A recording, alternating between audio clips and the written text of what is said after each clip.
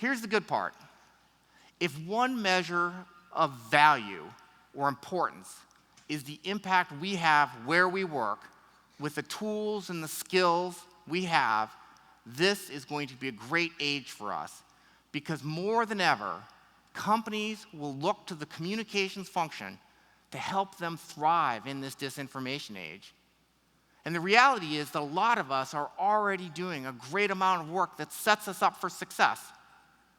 And the skills we've been working on and developing, in many cases over all the ages I've talked about, are some of the same skills that we'll need to continue to be successful in this age. And the first is one that is really the lifeblood of our profession, which is storytelling.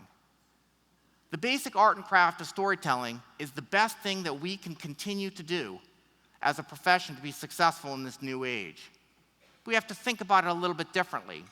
We have to think about, how do stories move around? How are they shared? How are they consumed? And by who? We once prized viral stories. Hey, let's make a story go viral. But in this new age, we have to build stories that are resistant to disinformation and contain their own truth embedded in them so deeply that they can't be untangled and used against us. We have to deepen our understanding of topics, because in this complicated world, we have more and more complicated stories to tell. Just as one example, how do we explain quantum computing so that people understand it?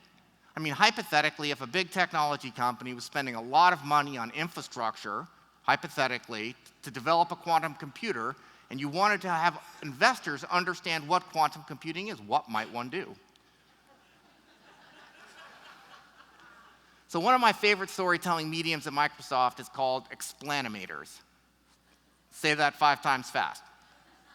It's an animated video story series that we use to tell complicated technology stories, like quantum and other things, so that anyone can understand it. And it's self-contained, so that it contains its own narrative if it gets shared around. And we found that animated videos are a great format for this type of nuts and bolts explainer, especially because they're so easy to customize globally.